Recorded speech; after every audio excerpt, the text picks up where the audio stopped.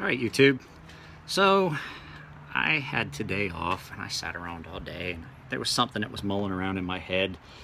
The other day I was at a sporting goods shop, not specifically a gun shop, but they sell a lot of guns at this shop, and I'm not gonna name the shop because I don't want to call anyone out. Hair's getting a little bit wild. Hair's getting out of control. But I heard a conversation between one of the gentlemen that works there and a guy that obviously had never owned or purchased a firearm before, and they were, debating whether a revolver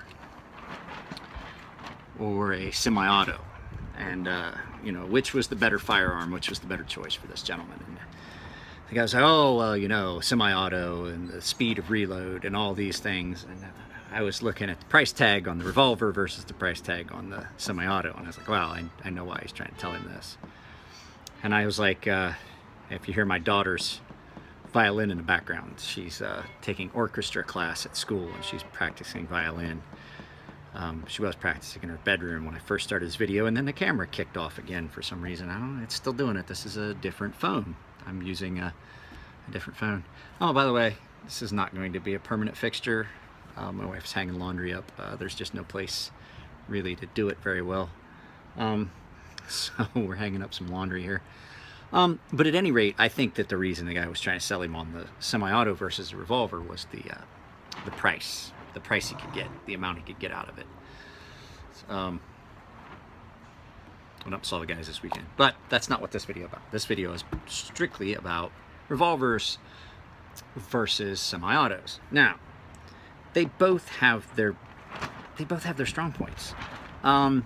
So the guy was talking about capacity and ease of reload and things like that. Well, that's not always the case, because I'm gonna tell you right now, this gun and this gun have exactly the same capacity.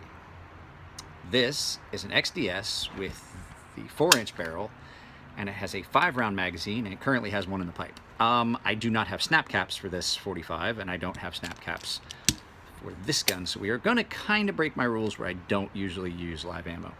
But what I'm going to do with this gun, I'm going to do unloaded, and show you what I'm doing. I'm unloading the magazine right now, and I'm going to kick a round out of this. So what he was saying was that this gentleman was saying, okay, so you fired all your rounds in the gun, the slide locks to the rear, and then you could drop your magazine, and so basically you could stick your magazine, and I can't lock it all the way in, and you rack your next round, and then you're ready to go. Sounds kind of complicated, doesn't it? Well, this gun doesn't have safety. This gun really doesn't. It has basically these two items, the trigger safety and the spine safety, work together, and then you have basically a safe weapon. Your safeties work together. Clear and safe, no magazine inserted, safe weapon. All the rounds are on the table. So my SIG and this weapon, neither one have a physical safety that you have to worry about. I personally don't like a safety that I have to deal with. 1911s, this is a 45, this is an XDS and 45, so that's a small 45. 5-round magazine, one in the pipe, 6 rounds. This, model 629 Smith & Wesson, 6 rounds in cylinder. Doesn't have safety. This is model 629, this is a 44 Magnum. There's no safety.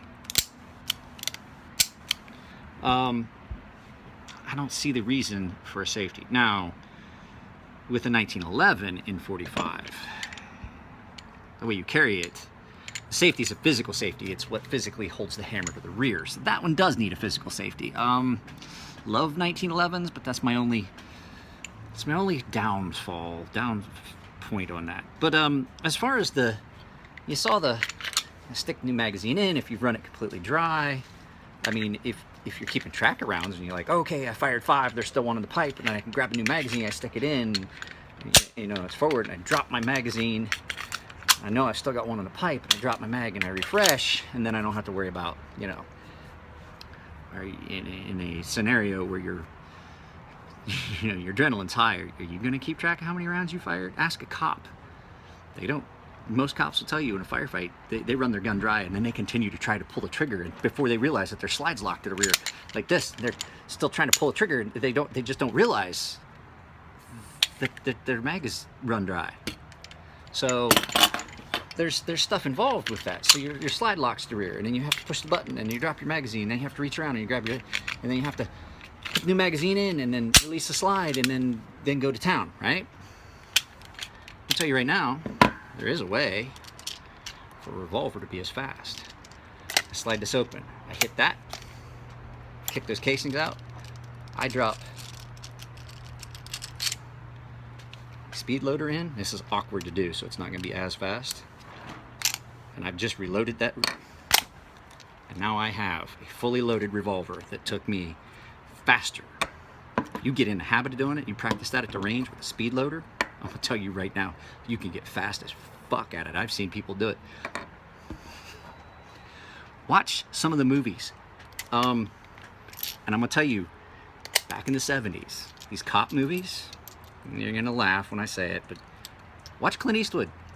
Practiced and practiced and practiced and practiced to do it. And the one I'm going to say, and you're going to think it's funny, is and I can't think of her name off the top of my head because of the meds that I've been taking, like I said, the anti-seizure meds. She played in Cagney and Lacey, the female that played his partner in the movie The Enforcer, without looking, very quickly, reloading a 357 while they're on the island of Alcatraz, smoothly, cleanly, reloading a handgun. It's empty.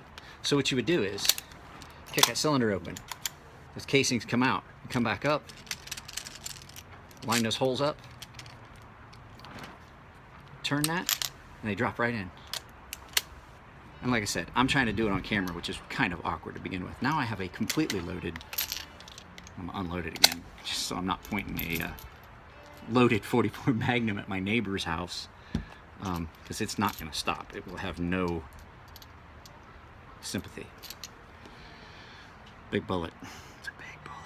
So, you know, the flip side of it is, like I said, this gun, like I said, is a grab and go. If it's loaded and you're not having to mess with a lot of stuff, I am gonna reload it because I keep it here at the house. Don't live in the best neighborhoods. If I'm home, a lot of times that thing is on my hip loaded.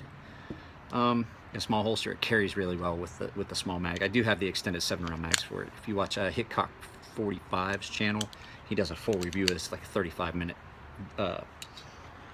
review where he shoots it and carries it, and it's a pretty good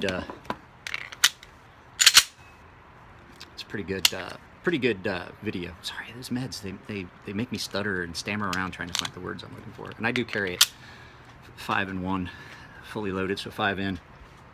But you know, it just depends. Are you wanting to? My face is ready. Just got out of the shower. It's hot here too. Are you wanting a semi-auto that is maybe got a faster fire rate? Or you want a revolver that there's less chance of failure? There's no failures. Revolvers don't fail. Every time you pull that trigger, it's going to cycle. So